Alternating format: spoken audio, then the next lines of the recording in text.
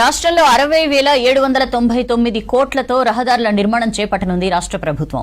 RRR రహదారి నిర్మాణానికి 36,000 కోట్లు, గ్రీన్ఫీల్డ్ హైవే నిర్మాణానికి 20,000 కోట్లు కేటాయించింది. ఈ గ్రీన్ఫీల్డ్ హైవే ఫ్యూచర్ సిటీ నుంచి అమరావతి మీదుగా బందర్ పోర్ట్ వరకు ఉండనుంది. ఇక 10,400 కోట్లతో హైదరాబాద్ విజయవాడ హైవేను 8 లేన్లుగా విస్తరించనున్నారు.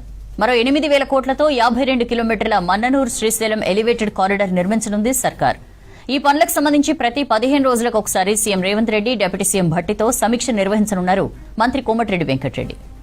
రాష్ట్ర చరిత్రలో ఇది కని విని ఎరుగని రికార్డు అన్నారు మంత్రి కోమటిరెడ్డి వెంకటరెడ్డి. ఈ రోడ్డు ప్రాజెక్టులకు సహకరించి గొప్ప కార్యక్రమానికి అనుమతులిచ్చి నిధుల మంజూరుకు ఆమోదం తెలిపిన CM Revanth Reddy, deputy CM Bhatti విక్రమార్కకు ధన్యవాదాలు తెలిపారు కోమటిరెడ్డి. మౌలిక సదుపాయాల కల్పనతో మల్టీనేషనల్ కార్పొరేషన్ సంస్థలకు తెలంగాణ కేంద్రంగా మారబోతోందన్నారు మంత్రి కోమటిరెడ్డి. లక్షల కోట్ల పెట్టుబడులు రాష్ట్రానికి రానున్నాయని, లక్షలాది మంది గ్రామీణ యువతకు ఉపాధి కలగనున్నట్లు చెప్పారు. రాష్ట్రంలో రహదారులు లేని గ్రామీణ ప్రాంతాల్లో కొత్త రోడ్ల నిర్మాణం చేపట్టనున్నట్లు తెలిపారు మంత్రి కోమటిరెడ్డి. సింగిల్ రోడ్డు ఉన్న చోట డబుల్ రోడ్ల నిర్మాణం చేపట్టనున్నామన్నారు. ఇంత మంచి అవకాశం కల్పించిన ప్రతి ఒక్కరికి ధన్యవాదాలు తెలిపారు మంత్రి కోమటిరెడ్డి.